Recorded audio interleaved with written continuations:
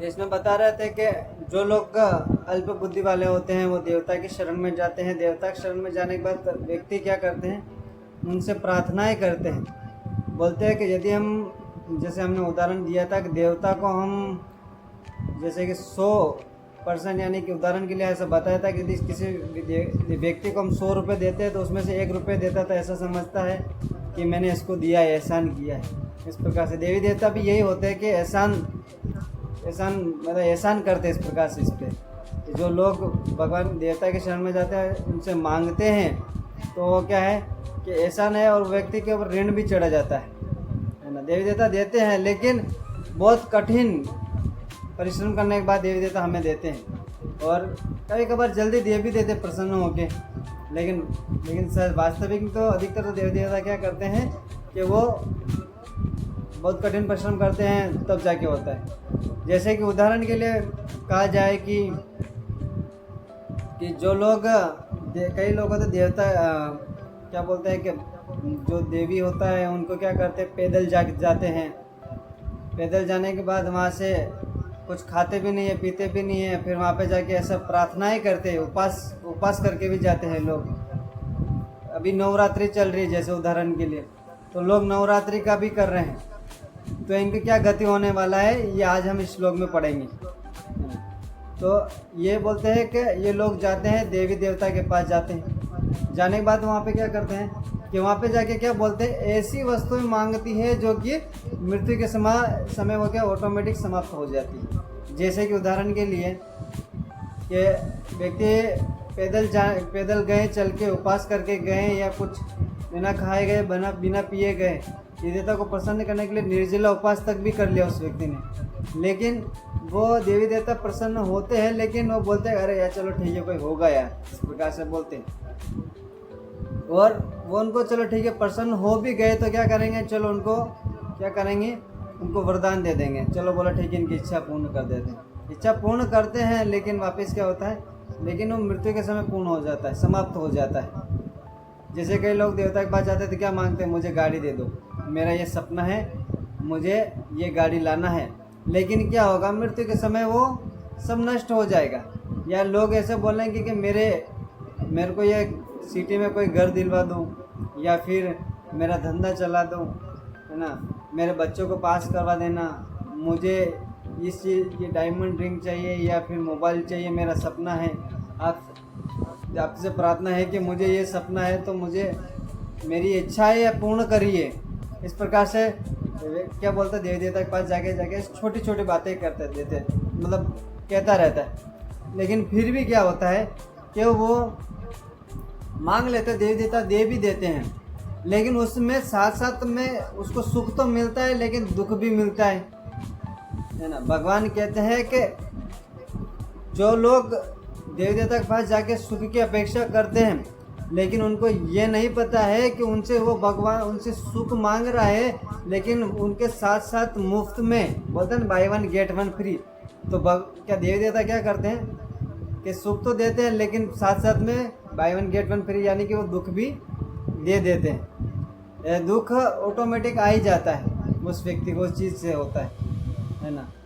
कई बार देखो ऐसा देखा जाए तो जो लोग ऐसे होते हैं, ऐसे अल्प बुद्धि वाले होते हैं, जो क्या है कि ये समझ नहीं पाते हैं कि क्या है, भगवान की शरण में जाना चाहिए। क्योंकि जो लोग देवी देवता को मानते हैं वो कभी भी भगवान को नहीं मानते, क्योंकि वो लोग तो यही समझते हैं कि बस यही भगवान है, क्योंकि सभी भगवान है इस प्रकार से बताए जा रहे हैं। लेकिन ऐसा नहीं है, शास्त्र में ऐसा बताया जाता है कि कृष्ण ही एक ही भगवान है। अभी इसमें एक प्रश्न उठ सकता है, बोले तुम तो इस्कॉन वाले हो, तुम ये बोल रहे हो कि यार तुम कृष्ण ही भगवान है, कृष्ण ही भगवान है, इसका कोई प्रमाण है क्या? इसका सिंपल सा प्रमाण है। आप सब लोग जानते हैं कि जैसे काली माता है ना, शिव जी या शिव भगवान भी कहते हैं, है ना, या फिर और सूर्य भगवान भी कहते हैं। आप ये सभी जानते हैं, भारत में सभी लोग कहते हैं सभी लोग भगवान है। हाँ, लेकिन ये भगवान कह सकते हैं, छोटी मात्रा में भगवान है। लेकिन भगवान कौन है? जिसके नाम के आगे क्या लगा होगा? पूर्ण पुरुषोत्तम, पूर्ण पुरुषोत्तम भगवान श्री कृष्ण लगा होगा, वही भगवान श्री कृष्ण है। अब बोलिए तो कृष्ण हो गए, बोले भगवान भी पूर्ण है, राम जी भी है। तो इसमें ब्रह्मा जी कहते हैं, ब्रह्मा जी सृष्टि के प्रथम रचयिता है और ब्रह्मा जी से शिव जी उत्पन्न हुए उनके पुत्र के रूप में। तो ये पुत्र आए हैं, पुत्र के रूप में शिव जी आए। तो इसमें क्या बोल रहे, शिव जी ने क्या बोल दिया, ईश्वर परम कृष्ण सच्चिदानंद विग्रह अनादि राधे गोविंद सर्व कारणम।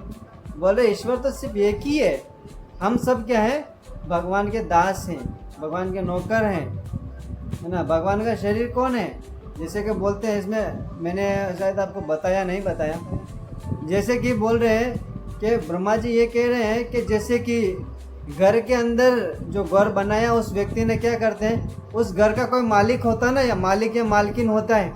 जैसे आपके घर में भी रहे आप परिवार में, तो उस घर का मालिक कौन है, आपके हस्बैंड होंगे या तो आपके फिर सास ससुर होंगे, वो क्या है, घर के मालिक है। उसी प्रकार से उस घर का मालिक है तो क्या है, उस प्रकार से उस सिटी का भी कोई मालिक होगा जिसको पूरा सिटी संभालने के लिए भार दिया हुआ है। उसी प्रकार से उस भारत को भी दिया हुआ है, या गुजरात को दिया है, या राजस्थान को दिया है, या मध्य प्रदेश को दिया है। उसी प्रकार सभी को दे रखा है ना। उसी प्रकार से भारत के भी एक दे रखा है। ये सब क्या एक सबके मालिक है। ये बोलते हैं कि सबको, उससे बोलते हैं कि जो सबका मालिक होता है, भाई पृथ्वी का भी कोई मालिक होंगे, उस पृथ्वी के हैं। तो फिर बोलते हैं ब्रह्मा जी बोलते हैं कि सारे देवी देवता हैं, इन सब के भी मालिक कोई होंगे ना। तो बोलते वो मालिक कौन है, भगवान श्री कृष्ण है ना। तो ऐसे भगवान की शरण में जाना चाहिए, जो कि पूर्ण रूप मतलब सब कुछ देने में सामर्थ्य है। देवी देवता लोग देते हैं, लेकिन कुछ समय के लिए देते, वापस ऑटोमेटिक छीन भी लेते हैं। जैसे मैंने बताया था, देवी देवता को आप किसी एक देवता की पूजा कर रहे हैं, लेकिन उसी तरह देखिए आप देवता की पूजा करें, लेकिन जो दूसरे देवता है वो आपसे रुष्ट हो जाते। जैसे उदाहरण के लिए मैं सूर्य की पूजा कर रहा हूँ, लेकिन और क्या है, वापस चंद्र जलने लगेगा। अरे यार, ये मेरी पूजा क्यों नहीं कर रहा, सूर्य की पूजा कर रहा, मुझे पूजा करने की क्या दिक्कत।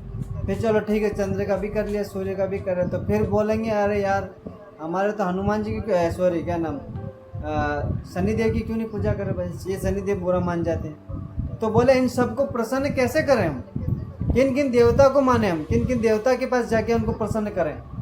तो बोले कि इनको प्रसन्न करने के लिए कम से कम 33 करोड़ देवी देवता बोलते हैं कभी कभार अपने सनातन धर्म में, या 33 कोटि बोलते हैं। तो उन 33 कोटि देवी देवता कितना प्रसन्न करें, क्योंकि हमारा जीवन भी इतना नहीं है कि एक दिन भी अगर हम उनको प्रसन्न करने की कोशिश करें, लेकिन फिर भी हम प्रसन्न नहीं कर पाएंगे।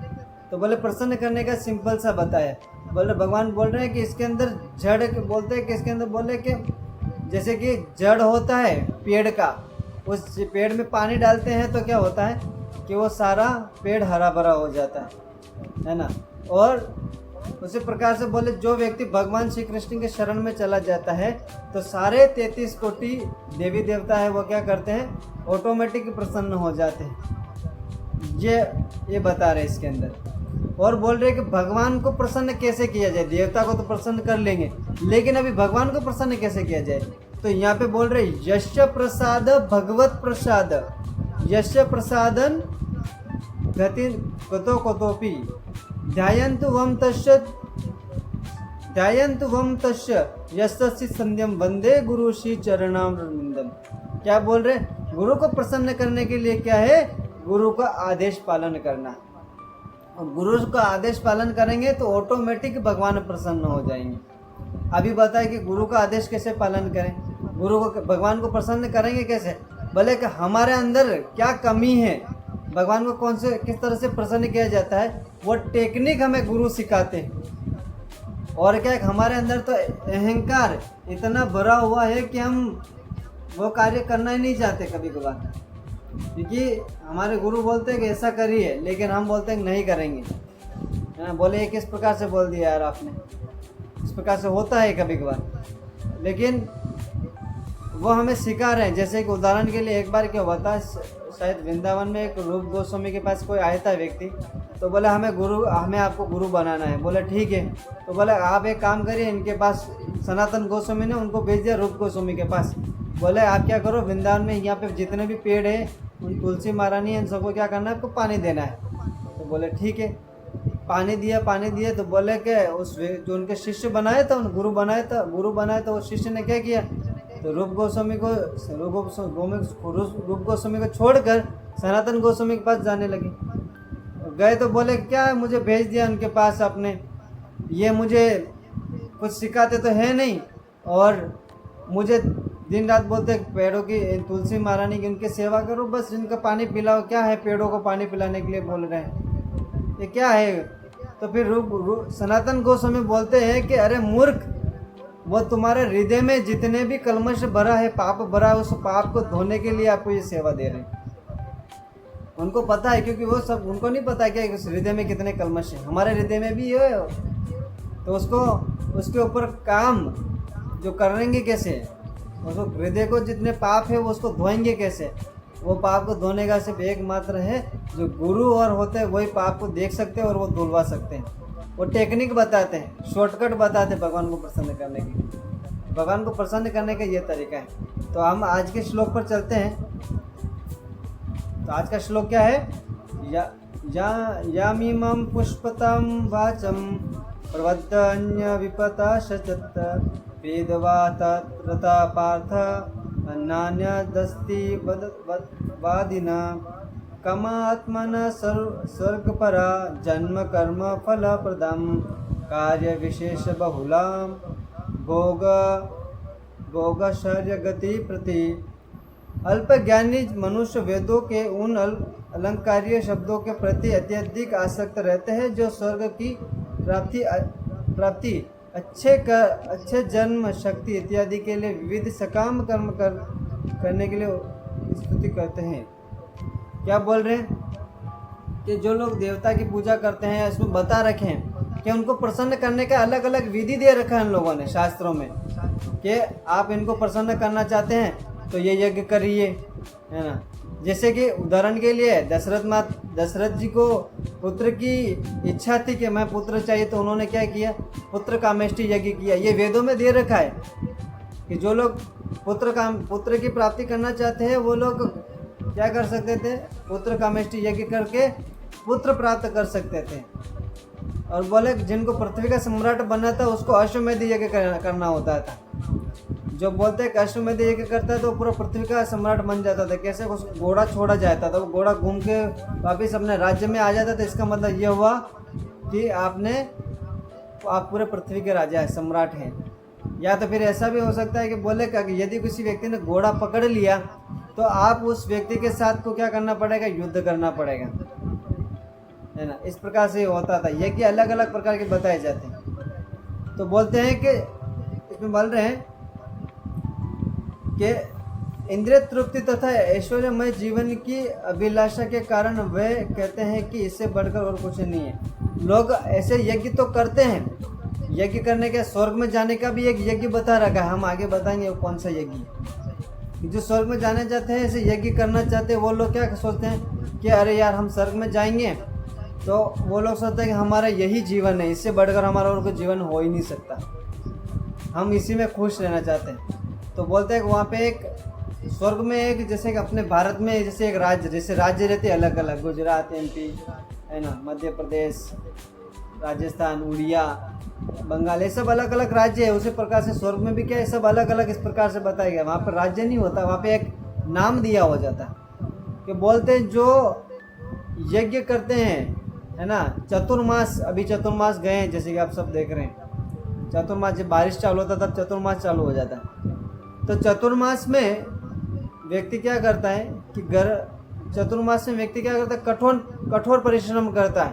कठोर परिश्रम जैसे कैसे कि लोग एक टाइम खाएंगे, या फिर उबला हुआ खाएंगे, या फिर बिना चप्पल के रहेंगे, या दाढ़ी मूछ बढ़ा देंगे, बाल बढ़ा देंगे, इस प्रकार से रहेंगे। या फिर अपना कोई आइटम रहता है वो फेवरेट आइटम वो छोड़ देंगे, अन्न छोड़ देंगे, फ्रूट पे खाएंगे।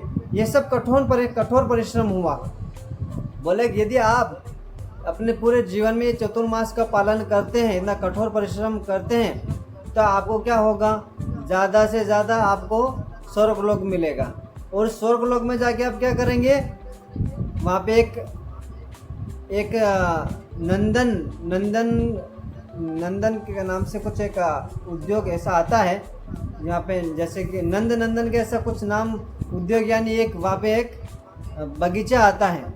उस बगीचे में सारी अप्सराएं क्या करती है, उस व्यक्ति को चेयर पे बैठा रहता है और सारी अप्सरा ऐसे डांस करती है, जैसे डिस्को, डिस्को कह सकते हैं अपन समझने के लिए, डिस्को करते हैं।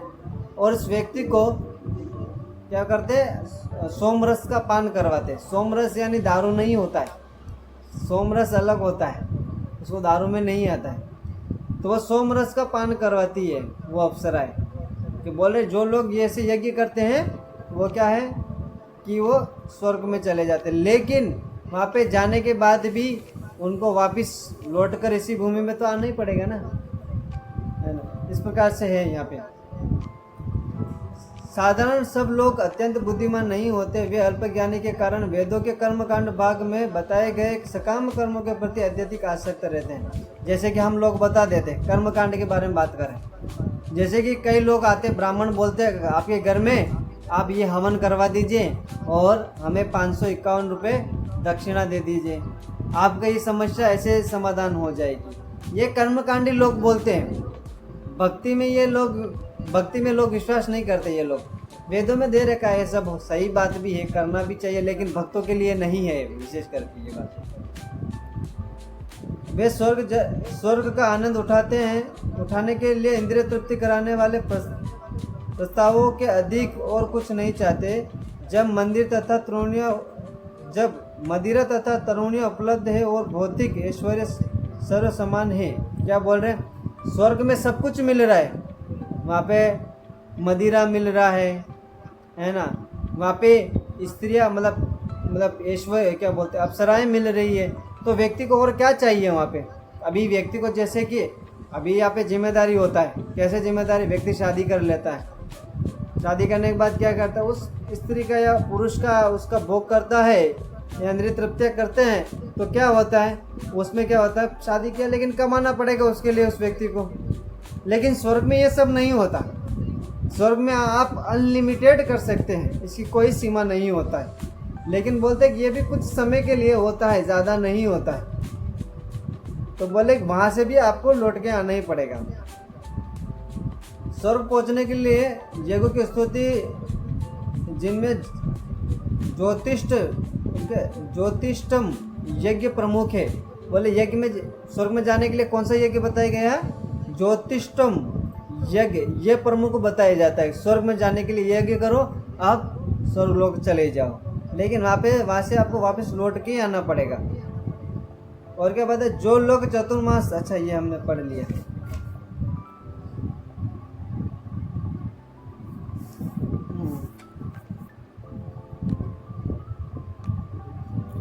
जिसने जिससे वे बल प्राप्त हो, बलवान बने, इंद्रिय तृप्ति का सुख पाने में समर्थ है, ऐसे लोगों को भवबंधन से मुक्ति की कोई श्रद्धा नहीं होती। वे वैदिक यज्ञों को तड़क पड़क में विशेष आसक्त रहते हैं। तो लोग क्या करते हैं, जिसको इंद्रिय तृप्ति मिल रही है वो बोले कि हमें मुक्ति तो चाहिए नहीं, हमें क्या भक्ति करने की क्या ज़रूरत है ना, हमें सब कुछ मिल रहा है, भक्ति क्या करना है, यही है, हम फिर जाएंगे पृथ्वी लोक पर, हम फिर वही करेंगे। ये लोग स्वर्ग लोग भी ये ऐसे लोग भी जाते हैं, जो लोग बहुत ज़्यादा दान करते हैं, दानवीर होते हैं, वो लोग भी स्वर्ग में जाते हैं। जो लोग मृत्यु को जैसे कि युद्ध में मर जाते हैं, वो लोग भी स्वर्ग में जाते हैं। वे सामान्य विषय होते हैं, जीवन में स्वर्ग इस आनंद के अतिरिक्त और कुछ नहीं चाहते। स्वर्ग के आनंद, स्वर्ग में कौन सा जगह है, जहाँ पे बोलते हैं नंद कानन नामक एक स्थान है, वहाँ पे जाके वो लोग क्या करते रहते हैं और वहीं पे भोग करते रहते हैं। तो ये इस प्रकार से बता रहे कि ये लोग वापस तो आने ही वाले हैं, चाहे हम लोग हैं चाहे कोई भी लोग हो, आने ही वाले हैं यहाँ पे। जैसे एक दो स्टोरी आती है, तो जैसे कि इसमें क्या होता है कि एक बार क्या होता है कि 3 व्यक्ति होते हैं, है ना। 3 व्यक्ति में जैसे कि उदाहरण के लिए दिया जाए, एक हेमलता माता जी है, एक बेना माता जी है और एक ज्योति माता जी। ज्योति माता जी जाके भगवान मतलब ऐसा बोलते हैं कि अरे यार बन बिहारी प्रभु तो अच्छे हैं, कितना अच्छा क्या बोलते हैं इसका, ये इनका हमेशा गुणगान करती रहती है ज्योति माता जी। लेकिन वापस एक ज्योति माता जी आके, ज्योति बीना माता आके बोलते हैं, अरे यार तुम ऐसे क्यों बोलते हैं बिना फालतू यार। बोले एक काम करो, इनका गुणगान करने की आवश्यकता नहीं है। तो बोले क्या करें। फिर तीसरे व्यक्ति आए तो बोले, हेमलता माता के बोले, अरे यार क्या करो, सीधा इनको मार ही दो, अपना राज्य करो इस पर, है ना, हम अपना करेंगे। तो ये लोग क्या होते हैं, इससे हमें क्या सीखने को मिलता है कि इस भौतिक संसार में लोग हैं, हम अच्छे भगवान के बारे में बातें करेंगे, लोग हमारे बारे में अच्छा तो बोलेंगे, लोग बोलेंगे और हमारे बारे में कहेंगे, लेकिन कुछ लोग ऐसे ईर्ष्या करने लगेंगे, बोले फालतू लोग हैं। और कभी कभार तो क्या लोग होते हैं कि ज़्यादा अगर व्यक्ति फेमस हो जाता तो उनको मरवा भी देते हैं, है ना।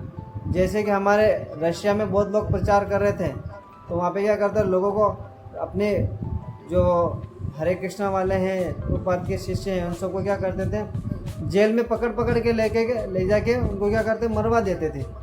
बोले कि ये तो हरे कृष्ण भाव जो मूवमेंट है, ये क्या कर रहे हैं, लोगों को तो जल्दी परिवर्तन हो कर रहे हैं, और हम तो राक्षस हैं, हमें तो परिवर्तन होना नहीं है, हमें तो यहीं पे रहना है, वो करना है।